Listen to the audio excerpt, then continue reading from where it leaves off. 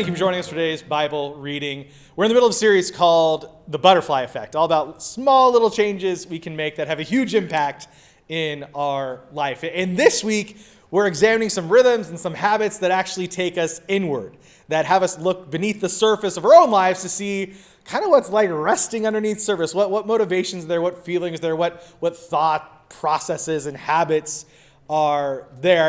And sometimes this can be difficult, right? Because we live in a really busy world. We've already talked about that. But we live in this busy world where there's so much going on, and it's really challenging to find enough space, enough silence to just sit and be present and look inward, kind of see what's going on in our own interior lives. We're going to see how important that is, how valuable that is, and how some small changes in that area could have a huge impact in our lives. So let's take a look at our passage this morning. It comes out of Lamentations chapter 3, beginning in verse 40. Let us examine our ways and test them, and let us return to the Lord. Let us lift up our hearts and our hands to God in heaven and say, we have sinned and rebelled, and you have not forgiven. Let's jump down to verse 55. I called on your name, Lord, from the depths of the pit. You heard my plea. Do not close your ears to my cry for relief. You came near when I called you, and you said, do not fear. You, Lord, took up my case. You redeemed my life. The book of Lamentations was written when the Hebrew people were in exile.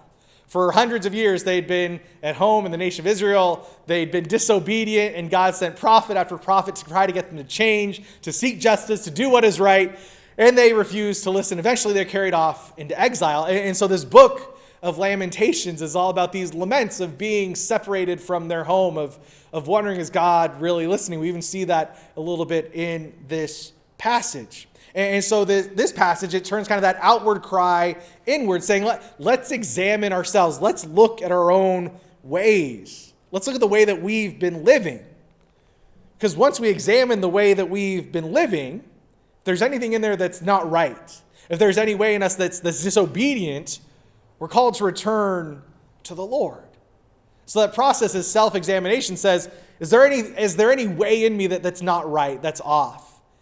And then can we address that and then return to the Lord? And if we're honest, we don't like looking inward. We don't like that process, because when we look inward, it brings us face to face with some things that we might not like about ourselves. We like all the noise. We like all the business, because when there's a little bit of quiet, we think, oh man, maybe my ways aren't as great as they should be. We know that there are ways, there are habits, there are behaviors in our lives that we need to change. Perhaps it's an addictive behavior, an attitude towards a group of people. Maybe it's just a chip on your shoulder that you carry into a relationship. And examining our ways means coming face to face with those things of which we're maybe a little bit ashamed. And the writer acknowledges this fear, right? At the beginning of the passage I read, he says, like God, you haven't forgiven. But that was an emotional response, and he works through it. And then towards the end of that passage that we read, he says, he cried out, and God was present. God heard him when he cried out. So even if there's something in our lives, if there's a way in our lives that we're ashamed of, that we would hate for somebody else to find out, even in that, there's no fear. There's no condemnation. God hears us. He is present with us when we come face to face with those things. And then there's forgiveness, and there's grace, and there's mercy, and there's the empowerment to change and be different.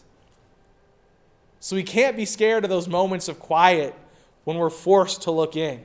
Those are great moments where we come face to face with the truth about ourselves. But the truth about ourselves is wrapped up in the truth about God. That he loves you, that he is merciful towards you, that he wants something better for you. So let's not be scared of those quiet moments of introspection and reflection. We need them in order to grow. We need them in order to change. So how can you embrace maybe in just a moment of silence today? Just to calm yourself, turn off the noise, turn off the busyness, and just look a little bit underneath the surface of your life. And again, that can be scary. Right? It's like looking into a Tupperware that's been in the back of the refrigerator for 2 months. You're scared to see what's in there. But there's no fear when we do that in our lives, because there's no condemnation with God. He loves us. He is present. When we cry out, he hears us. And coming face to face with ourselves just helps us see the truth that God sees in us, that he loves us, that yes, he wants us to change, but he empowers us to change. He is merciful, he is gracious, he is good. So let's not be scared of those moments. Let's embrace them, because when we embrace those moments, God embraces them with us and helps us change. Thanks for joining us today.